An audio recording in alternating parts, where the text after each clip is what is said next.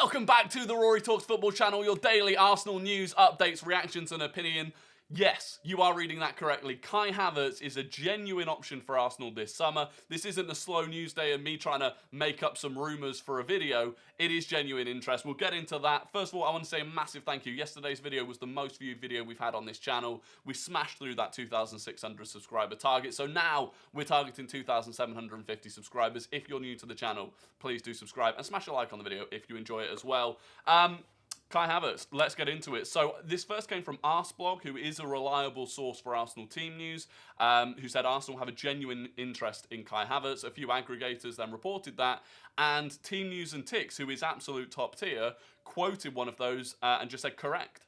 He then followed that up by saying, for what it's worth, I don't think it will happen, brackets personal opinion, but the interest is genuine. And then Charles Watts on his YouTube channel said, as far as I've been told, Kai Havertz is a player of interest to Arsenal this summer. He is very much on the list of potential targets. Now, Charles Watts says, I think he used to have the inside track at Arsenal. He used to have exclusives. He's not done for a while, so I don't know. I don't think his sources are great, but that is three relatively reliable sources all confirming that Arsenal are interested in Kai Havertz, and it's an interesting one. Based on last season, you wouldn't touch him with a barge pole, truthfully. And if you say Chelsea are looking for 60 to 70 million for him, it seems crazy. Now, of course, like everyone else, I massively trust Mikel Arteta.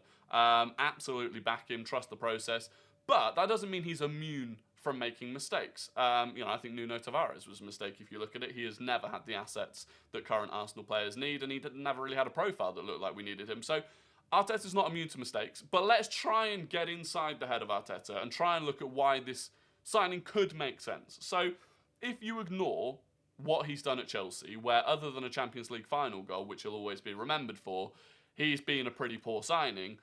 If you could get the Bayer Leverkusen or the Germany Kai Havertz, I'm wearing the German shirt for this, you could get something good. In his final 2 seasons in the Bundesliga, he had 29 goals and 10 assists in 64 games, so that's well over a goal contribution every other game, and he did that predominantly playing as a 10, playing as a behind the striker, which again is the first issue I can see happening at Arsenal. For Germany, he's got 13 goals and 13 assists in 35 games. 26 contributions in 35 games is really, really good. But again, predominantly as a 10. And I struggle to see where he fits into the Arsenal lineup if we play the same system as last season.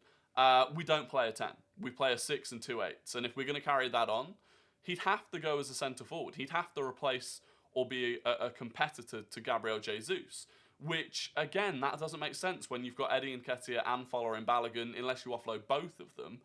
And so I'm struggling to see where it works. The alternative is that he is effectively a plan B, that he is the different profile striker that we've talked about needing. But again, there are better ways of spending 60 to 70 million quid than on Kai Havertz. If you're talking about a backup striker with a different profile, Rasmus Højlund, Ivan Toney, there's a long list of players that you could go for in that price range. And I also don't think that we're in a financial position this summer to be looking at buying a backup option for 60 to 70 million. So I am struggling to see where he fits in. I can't lie.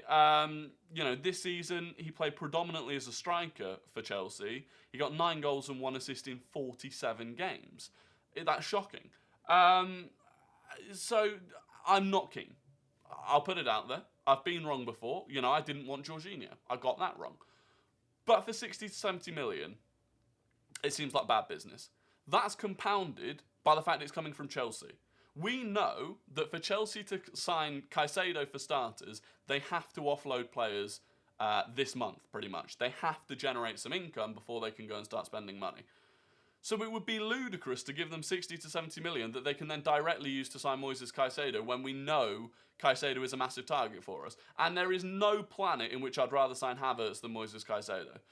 So that's just another reason that signing him from Chelsea, again, just seems a bit crazy. So I'm struggling to see it. I don't know what you think. Let me know in the comments. Do you feel like this is, maybe a smoke screen? There's a little bit of my, if we're talking about games, talking about mind games, there is a little bit of me that thinks, wouldn't it be funny to lure Chelsea along for weeks and weeks and weeks saying, yeah, we'll sign Havertz. Yeah, we're interested in Havertz.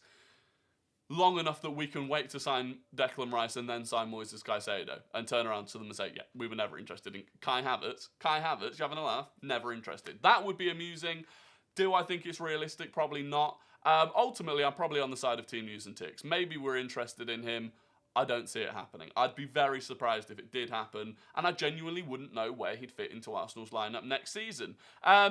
That is it on Kai Havertz. Obviously, if there are more updates, I'll have them. Other updates today, a small update on Declan Rice. There is still no official bid from Arsenal for Declan Rice, but another top-tier source at another club confirming that, in general, everyone suspects that he is going to join Arsenal. This was coming from Mike Keegan, who is like a top-tier source for Man United news with the Daily Mail. And he said, he basically just confirmed that Declan Rice is expected to go to Arsenal. The article itself, very salty. He was trying to get his head around the fact that Declan Rice would want to join Arsenal over Manchester United. I can list many reasons why that would be the case. An update, Ethan Nwaneri, his schoolboy contract runs out this month. And it seems there's a lot of fear that he is going to join either Chelsea, Manchester City or Manchester United. Arsenal still haven't come to an agreement with him. Obviously, this is the first point in an academy graduate's career that they can start earning money. And it doesn't seem like Arsenal are willing to pay the amount that Ethan Nwaneri's dad basically wants him to be paid. So there's a strong chance that we lose him at the end of this month. And then the only other news is that Rowe has been called up to the England under-21 Euro squad, which means he won't go on the pre-season tour with Arsenal. He'll be playing in that tournament. I think it's a great opportunity for him to show his ability. He's been targeting this tournament as a way to get back into some proper football. So excited to see what he can do. Excited to see what England can do at the under-21 Euros, to be fair. And that is all of the news for today. I'll be back tomorrow with another video. I hope you have a fantastic day, a fantastic evening. Please do subscribe. Let's get me to 2,750. And I'll catch you all tomorrow. Cheers.